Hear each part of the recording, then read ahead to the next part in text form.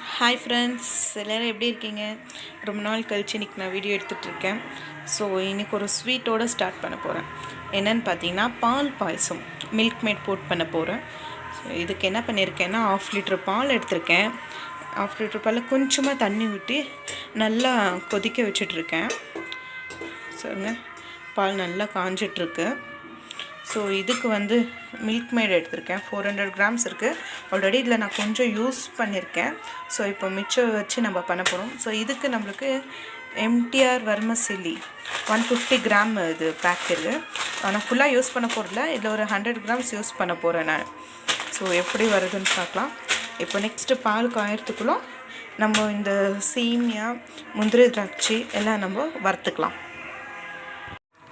இப்போ பார்த்தீங்கன்னா பால் அந்த பக்கம் ஷிஃப்ட் பண்ணிட்டேன். நான் இந்த பக்கம் கடாய் வச்சுருக்கேன். ஸோ இதில் வந்து நம்ம நெய் விட்டு காசிக்க போகிறோம். இன்றைக்கி நான் கொஞ்சம் ஃப்ரெஷ் நெய் கொஞ்சம் எடுத்தேன். ஸோ அதில் கருவேப்பிலை எல்லாம் இருக்குது. ஃப்ரெஷ் நெய் எடுத்தேன் இன்றைக்கி நானே வீட்டிலே மெல்ட் பண்ணேன். அது அடியில் அந்த பிளாக்காக இருக்க நிற்கும் இல்லைங்களா, அதில் கருவேப்பிலை எல்லாம் போட்டிருக்கேன். ஸோ இதில் நம்ம கொஞ்சமாக நெய் விட்டுக்கலாம். டெய்லி கொஞ்சம் கொஞ்சம் நம்ம பால் காய்க்கும் போது அந்த ஏடு எடுத்து சேர்த்து வச்சு நெய் எடுத்து அது ஒரு செமையாக இருக்கும். நம்மளே வீட்டில் பண்ண பியூராக நல்லாயிருக்கு. ஸோ கொஞ்சம் நெய் காயிட்டோம். ஸோ இப்போ பார்த்திங்கன்னா நெய் நல்லா காஞ்சிச்சு. இதில் நான் இங்கே 100 கிராம் சேமியாவை மெஷர் பண்ணியிருக்கேன். இப்போ இதுலேயே நெய்லேயே போட்டு நல்லா வறுத்துக்கலாம்.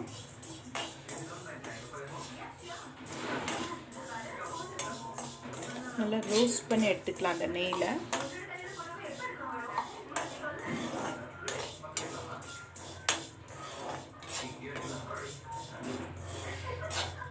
நம்ம ஜவ்வரிசி கூட போட்டுக்கலாம். ஸோ இதுக்கு வந்து நான் மில்க்மேட் யூஸ் பண்ணுறதுனால இன்றைக்கி சர்க்கரை கம்மியாக ஆட் பண்ண போகிறேன். ஒரு 100 கிராம்ஸ் சுகர் போட போகிறேன் நான்.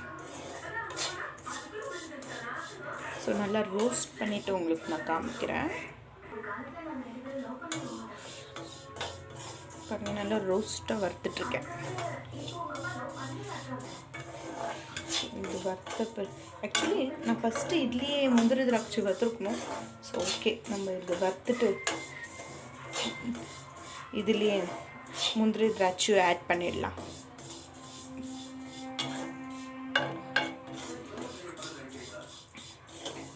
நான் வறுத்துட்றேன். இப்போ பார்த்திங்கன்னா பால் ஒரு பக்கம் நல்லா காஞ்சிருக்கு. இதில் வந்து நான் 100 கிராம் சுகர் மெஷர் பண்ணியிருக்கேன். ஸோ நான் இதை 100 கிராம் சுகர் அதோட கொஞ்சம் கம்மியாகவே போட்டுக்கிறேன். போட்டுட்டு நல்லா மிக்ஸ் பண்ணிடுறேன். ஸோ இந்த பக்கம் நல்லா சேமியாவும் வறுத்தாச்சு.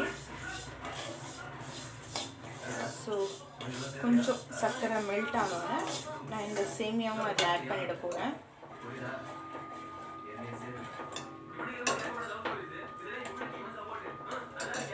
இதில் இப்போ நான் என்ன பண்ண போகிறேன்னா ஏலக்காய் பொடி அது கொஞ்சம் ஆட் பண்ணிட போகிறேன். கொஞ்சமாக ஏலக்காய் பொடி போட்டு போகிறேன். ரொம்ப நல்லாயிருக்கும், அந்த ஃப்ளேவர் செமையாக கொடுக்கும். ஸோ ஏலக்காய் பொடியை போட்டாச்சு. நல்லா மிக்ஸ் பண்ணி விட்டுடலாம். ஓகே, இப்போ பார்த்திங்கன்னா பால் நல்லா காஞ்சிச்சு. சர்க்கரை போட்டதும் நல்லா மெல்ட் ஆயிடுச்சு. ஸோ இந்த ஸ்டேஜில் நான் இந்த சேமியா அதில் மிக்ஸ் பண்ணிட போகிறேன்.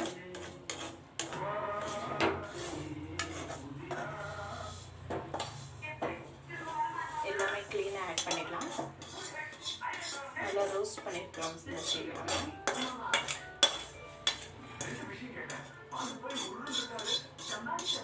ரொம்ப ஈஸியாக டெம்ப்டிங்காக சூப்பராக இருக்கும்.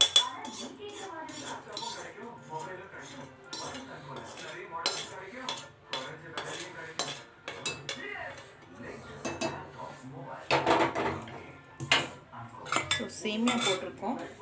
ஒரு சேமியா போட்டு ரொம்ப நேரம் குக் ஆக வேண்டியதில்லை. ஒரு 5 மினிட்ஸ் குக் ஆனாவே போதும். இது குக் ஆன உடனே நம்ம மில்க்மேட் ஆட் பண்ணலாம்.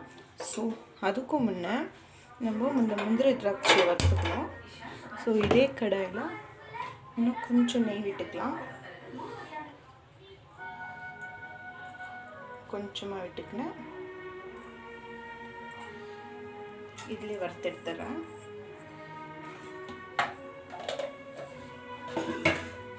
நல்லா காயிட்டும்.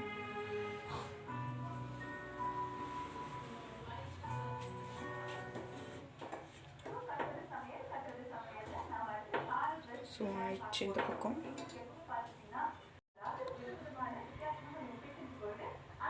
நம்ம இப்போ பார்க்கலாம். காஞ்சிடுச்சு. ஸோ இதில் ஃபஸ்ட்டு நான் என்ன பண்ணியிருக்கேன், முந்திரி திராட்சை எடுத்துருக்கேன். முந்திரி போட்டுடலாம். முந்திரி கொஞ்சம் லைட்டாக நல்லா வறுத்துக்கலாம்.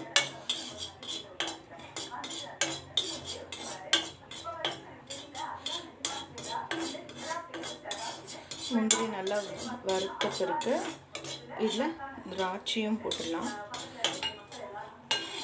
திராட்சையும் போட்டு நல்லா மிக்ஸ் பண்ணி விட்டுடலாம்.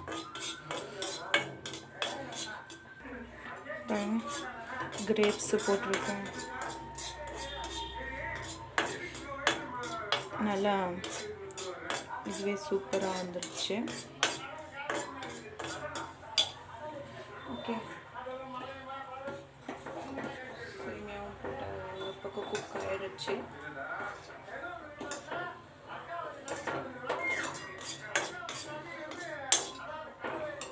இப்போ மில்க்மெய்ட் ஊற்றினோம்னா இன்னும் கொஞ்சம் திக் ஆகிடும்.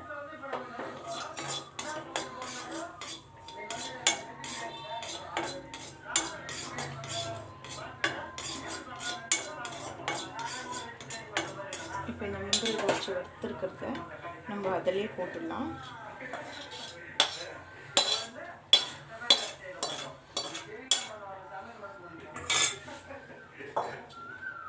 இப்போ இந்த பக்கம் எடுத்து ஷிஃப்ட் பண்ணிடுறேன்.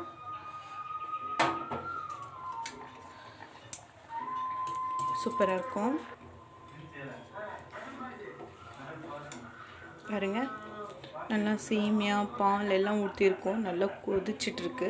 இன்னொரு 1 minute கொதிச்சா போதும். நம்ம நெக்ஸ்ட்டு மில்க்மெய்ட் ஊற்றிடலாம். இப்போ நெக்ஸ்ட்டு வந்து இதில் நம்ம மில்க்மெய்ட் ஆட் பண்ணிக்கலாம்.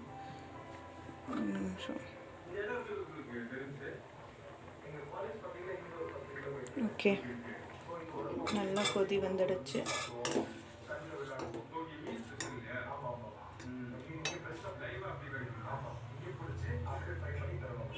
இப்போ இதில் நம்ம எடுத்து வச்சுருக்க இந்த மில்க்மெய்ட் ஓப்பன் பண்ணிடுறேன்.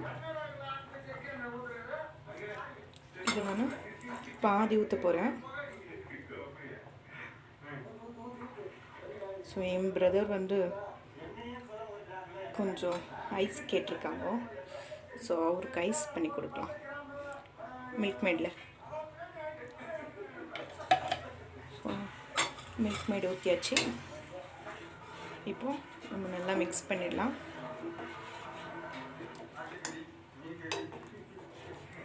இது இன்னும் கொஞ்சம் திக்காகிடும். நீங்கள் நான் கொஞ்சம் எனக்கு கொஞ்சம் திக்காக இருக்கணும், கீர் மாதிரி இருக்கணுன்றதுனால நான் தண்ணி ஊற்றாமல் பால் காய வச்சேன்.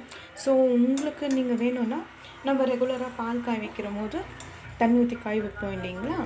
ஸோ அந்தமாரி நீங்கள் மெஷர் பண்ணி நீங்கள் கொஞ்சம் தண்ணியாகவே வச்சுக்கலாம். பட் எனக்கு திக்காக இருந்தால் பிடிக்கும், கீர் மாதிரி இருக்கணும். ஸோ ஆல்மோஸ்ட் நம்ம பாயசம் ரெடி ஆகிடுச்சு. வித்தின் a minute இப்போ நம்ம இதை இறக்கிட போகிறோம். சூப்பராக வந்துடுச்சுங்க. ஓகே, 1 minute விட்டு நம்ம இதை இறக்கிடலாம்.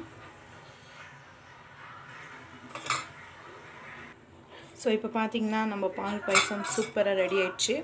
இப்போ நான் ஆஃப் பண்ணிட போகிறேன். இதை நம்ம சர்வ் பண்ணிடலாம். பாருங்கள், சூப்பராக இருக்குது, செம்மையாக இருக்கும். ஸ்வீட் பால் பிடிக்காதவங்க கூட இந்த பாயசம் சாப்பிடுவாங்க, அவ்வளோ ரொம்ப நல்லாயிருக்கும். சூப்பரான ஒரு பாயசம் நம்மளுக்கு ரெடி ஆகிடுச்சு. செம்மையாக இருக்குது இல்லைங்களா? எனக்கு ரொம்ப பிடிச்சிருக்குங்க இந்த பாயசம். இப்போ நம்ம இதை டேஸ்ட் பண்ணலாம். நல்ல ஒரு கீர் பாயசம், பாருங்கள் சூப்பராக இருக்குது. எனக்கு ரொம்ப ரொம்ப பிடிச்ச பாயசம். ஒரு 2 ஃபோட்டோ எடுத்துக்கிறேன். ஓகே, இங்கே பாருங்கள்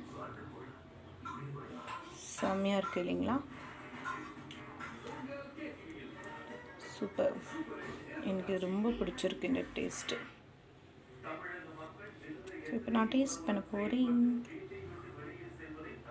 வித் கிரேப்ஸ். ஓகே,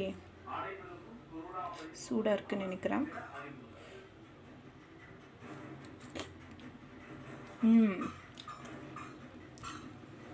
செம்மையாக இருக்குது.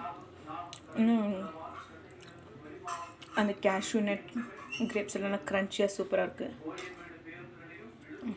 செம்மையாக இருக்குது. கண்டிப்பாக நீங்களும் ட்ரை பண்ணுங்கள்.